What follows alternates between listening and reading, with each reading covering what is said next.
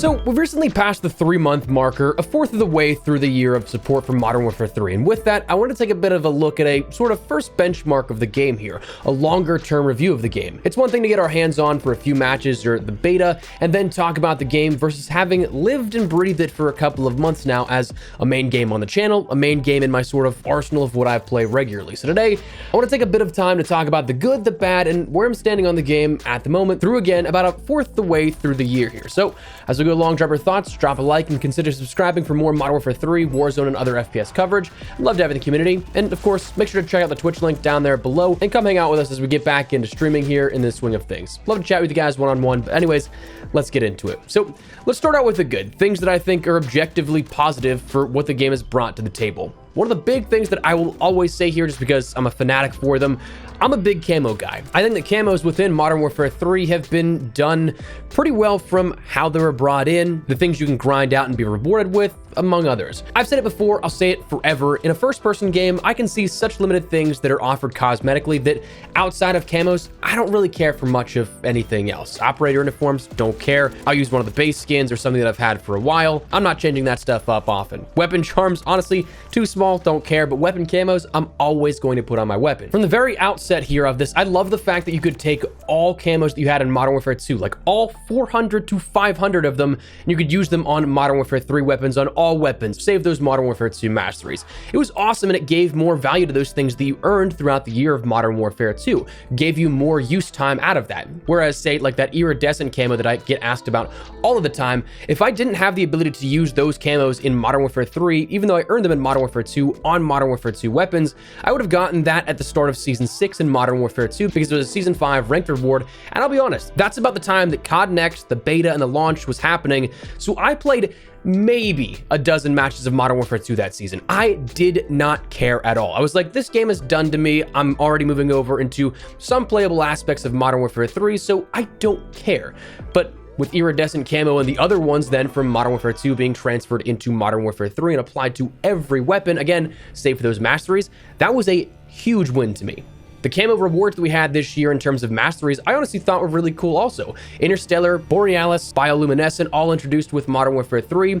Interstellar and Borealis, of course, being those Modern Warfare 3 ones. Personally speaking, I think Borealis is my favorite mastery camo to date, perhaps. Definitely within the Modern Warfare 3 offering, but it's up there as one of my favorites. I'd say probably top 5 all time for me, but that's just me. I also think that Interstellar is kind of like Orion, but buffed and better. So I'll take that too. And then Bioluminescent, it's just cool to have a grind added for those that enjoy Modern Warfare 2 guns as well. All of those offer so much to do in terms of weapon grinding, which again, I'm a big fan of. It gives me something to do. There's a lot of it. And the nice stuff is that a lot of that is zombie stuff. So it's genuinely just chill grinding, which is always nice. You can kick back on Discord, or in my case, I was streaming a lot of it. You could chat with the boys, have a brewski, whatever, and just work towards something in a bit more of a mindless fashion while still working towards something to earn. Not to mention, it was nice that even though we didn't have as many weapons at launch, you also didn't have to do as many weapon mastery challenges to complete the camo challenges for Modern Warfare 3 guns. Bioluminescent and Orion, you still of course have like 51 to go through. The event stuff though, that's awesome I think as well in terms of camo rewards. We get basically weekly events at this point. I think that we've only had 1, maybe 2 weeks since the game launched where we didn't have an event going on. And I can appreciate that because I feel like for the first time since Modern Warfare 2019 really tried to push to this games as a service model, it's never really been good at keeping attention and giving a reason to play on a micro level. Macro, sure, yeah, you have things like more content drops than once every 2 to 3 months of a DLC drop, where previously, again, it was just one and done. You had a reloaded or mid-season update, you had seasonal launches every season, then you had things like holiday updates that would kind of fill the gaps in there every so often. But if it came down to the nitty gritty, per about like 8 weeks of content seasons, probably 4 to 5 of those weeks, nothing was happening, at best. So while a camo event or a blueprint isn't anything that's too super crazy or anything that like you'll see tons of guides or update videos on, like, oh my god, new COD content just dropped, it's something that gives you something to do in those otherwise off periods. And not to mention, it's something that's tangible. If it was a weapon charm, XP token, or something like that, there was an overall reward, who cares? But things like universal camos, again, that to me is more worthwhile because in a first-person shooter, what are you seeing the most of? your guns and your gun skins. So when you have a small amount of XP to grind through, albeit increasingly with the recent events, or a few challenges to complete in a week span, it's not that big a task and has a better payoff most of the time. Huge fan of this in concept, and then when you add in the fact that it's been won every single week, that's just awesome. Again, some sure lasting 2 weeks, but you get what I mean. We haven't really had any sort of downtime since preseason 1, if my memory serves me correctly, so I'll absolutely take that as a win, and I think that's objective rather than subjective. Now, finally, in terms of like camos and other seasonal offerings, the season-long rewards of the, I think it was like, what, 4 to 6 weeks challenges within preseason 1, and then you had the season 1, 8 weeks, and then this season you have season 2 with 8 weeks. Those were pretty good. The preseason reward, that was awesome. The coherence camo with season 1, 100% honest, kind of sucked. Did not care for that one, but the premise of it was still cool. That you had something to work towards on the overall season. And then season 2's here, the Rotten Inferno camo looks, I think, really worth going for in my opinion. That's just me though. Beyond that, other seasonal offerings that I see as positives, the maps, honestly, I don't think that I've disliked a Modern Warfare 3 original map just yet. Sledgehammer knows its audience. They've given us 2 grind maps already, Meat and Stash House, both insanely grind-worthy maps that you can rank up weapons, you can do camo challenges on, and also keeps you in the action literally 24/7. You're gonna have maybe 5 seconds where you're not taking a gunfight in those maps, and that's cool. They've given us also some good mid-range maps too in Greece and Vista. Rio and Departures are also cool, as well as DOS House upcoming is a total remake, not just a copy and paste remaster. So when we think about the future and how there's likely gonna be additional maps that are remakes in future seasons, I like the precedent set here. Format is the same and familiar, but aesthetically, it's entirely changed to where it feels different. I think, personally speaking, Sledge delivered so far with the map content thus far. Of course, I think that it's kind of super weird in theory to consider that we got all our remakes up front and then we're like building the game as we go along, but I mean, when you consider a 16-month dev window that Infinity Ward seemingly dropped on somebody else based on prior rumors, certainly could be worse. Also, not to mention Operation Tin Man, I think with Season 2 is pretty cool as well, filled with Easter eggs and multi-level combat, and honestly, I think it's pretty well done. I think I like Tin Man more than Spearhead, so I'll take that. Quantity-wise, it seems like we are teetering on the more excessive side of what we get. Now, of course, there absolutely still could be more. I'd love to see more content come each season, but in regards to like historical precedents, we are seeing the on par or slightly above par offering in terms of quantity for multiplayer, at least within these first 2 seasons. The gameplay, I really enjoyed the movement and mechanics so far. I honestly think that Modern Warfare 3 is a solid middle ground between the movement demon mechanics that we had in Modern Warfare 2019 and the stuck in the mud movement of Modern Warfare 2. I think that both Modern Warfare 2019 and Modern Warfare 2 were such opposite ends of the spectrum that I feel like Modern Warfare 3 is a solid middle ground. Maybe that's subjective, but that's just where I'm at with that. And then small things, I appreciate the fact that we have like things that we can preview modes that come up with as like locked, but they're visible, so you know what's going to be coming in the near future with weekly playlist refreshes and stuff. Now, I'm sure I'm going to be missing a lot, but we're also like 8 minutes into this already, so I don't want to keep you here forever. So let's jump on over to some of the cons, because that said, while there's a lot that I enjoy about Modern Warfare 3 in terms of content offering and such, there's objectively a ton of things that should rightfully be criticized and are bluntly just awful. Some of those things include, well, some of the gameplay systems. At launch, the armory system was god-awful. I'll be honest, I do not like the armory system, specifically how functional things like weaponry were locked behind it. Now, I can get for cosmetics and legacy pieces of equipment like re-unlocking some Modern Warfare 2 stuff perhaps and equipment, but for new like primary weapons that we had at the launch of Modern Warfare 3, I didn't like that at all. Now, I'll be honest, since early December, it's been an entirely non-issue for me since I've had everything you could unlock from there unlocked. So the past 2 months, I haven't had any sort of concern with that. And of course, with the seasonal launches, you'll see things like the Ninja Vest was placed in the armory unlocks. That's annoying, but again, you get it in no time without really even paying attention to it. But there's plenty of players who pick up the game late, plenty of players who don't play the game 24/7, and it may still very well be an issue where there's some missing functional items out there because of the armory system. And to me, that's just an annoyingly unnecessary added step to the equation, and for some, might be super confusing. I know that a lot of people did not understand it when it came out. So again, if you are new to the game, you might not realize like, why can't I unlock this weapon here? So not a fan of that at all. I'm not a fan of Modern Warfare Zombies this time around, not allowing for immediate unlocks like DMZ did. This was a huge benefit for players that I get was kind of cheesy, but yeah, DMZ was designed to do that. Infinity Ward even encouraged it with some tweets and some posts about it where you could drop a weapon for somebody that didn't have it, then exfil in DMZ, and you'd both have that unlocked at the end.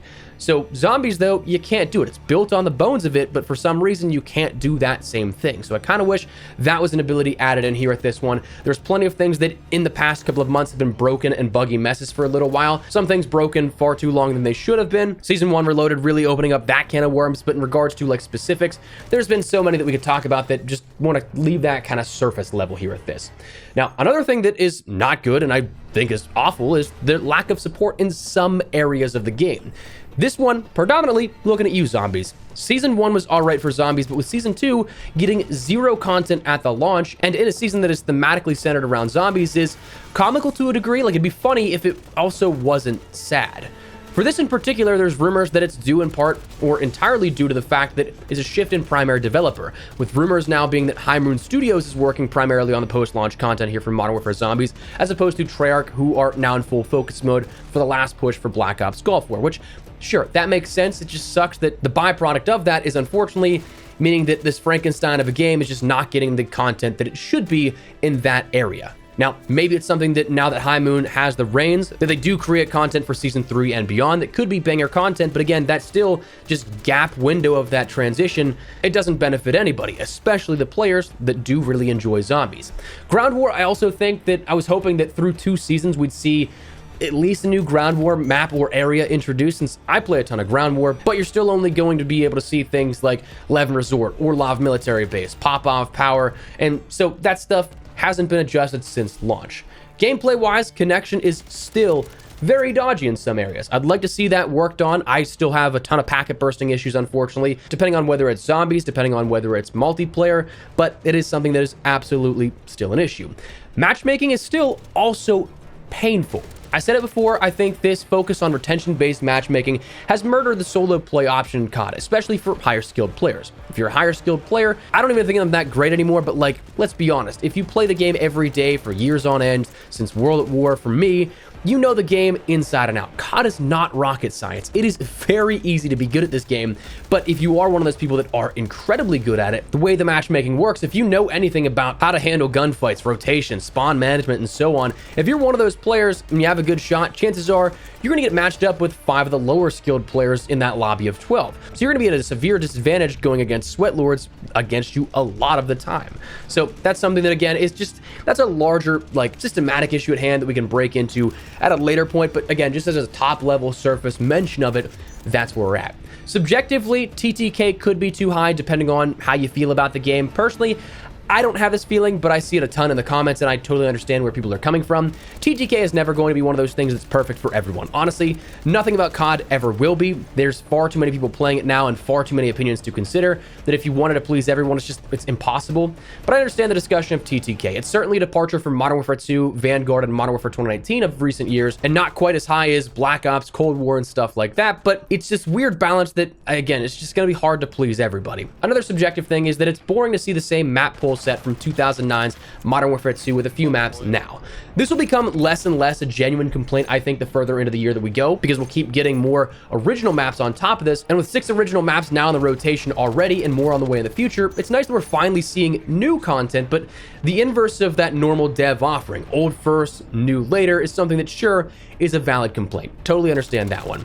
And then there's, of course, still the subject of the lingering feeling that it's not a new game. And I understand this entirely. By all accounts, it sure seemed like this game was meant to be an Infinity Ward Year 2 of content. From the earliest leaks depicting a remaster of all these maps that we have now from 2009's Modern Warfare 2, to the outspoken nature of the shortened dev window to only be around 16 months to create this game from Sledgehammer, I don't think that it's any controversy to say that that's what this game seems like it is. Foundationally, the gameplay's altered to a degree that probably could have been an update to the game had Infinity Ward wanted to do it. But alas, here we are. So for those holding out on that gripe, dude, I get it. That's valid for sure, but I don't think we'll ever get over that hurdle. But in regards to how I feel about the game here at this, I know it might be blasphemous to say here when it comes to COD YouTube, because it feels like you can't say anything positive about the game, or I guess anything on the internet at this point. I feel like the internet at large is just a rage bait farm the last few years. But frankly, I'm enjoying Modern Warfare 3, at least for how I'm playing it, and Here's why. Hear me out. I think it's, again, subjective. You're absolutely welcome to have differing opinions, but I think that it's valid discussion here at hand. This, to me, was the game that I wanted Modern Warfare 2 to be. I've said it in sort of story time here on the channel before, but for those that have not heard, Infinity Ward started things off with Modern Warfare 2 under the guise of interest in genuine feedback. To set the scene, late January, early February of 2022, Raven and the COD leadership invited creators, press, and such to a sort of little apology tour after the launch of Warzone Caldera. That was objectively a nightmare of a launch and a straight up disaster. The game was genuinely broken. They shared graphs, not specific user end data, so we never saw the numbers. I don't think we'll ever see specific numbers again, but they showed graphics that showed player totals dropping off like a cliff. The amount of uninstalls skyrocketed because of this as well, because the game was genuinely broken. During all this time, Raven and the COD teams were on holiday because Season 1 and the whole of the new Warzone map and experience launched in mid-December, just a few days before the entire staff went on holiday for the winter break and whatever holidays they may celebrate, but also then the new year. So the game was broken and most of the staff was out of office for weeks, so we did not get fixes. So they started this sort of apology tour, and frankly, I do think that from that point on, with the Season 2 launch and beyond into Season 5, there were some really cool things with quality of life, cool gameplay changes, cool LTMs, cool rewards, all that kind of stuff. But point being, all the bigwigs from COD kind of sat in on this developer conference call, whatever. In this, a then executive was talking about the future of Warzone, their next step, and how it was the next new big thing. What would become Warzone 2, at the time, we didn't have any specifics, but in talking about how the game was going to have the next evolution of Warzone, in a Warzone-centric call, they then had to confirm that it was a part of the sequel to Modern Warfare 2019, and thus, that was the first part we ever heard about Modern Warfare 2, officially speaking.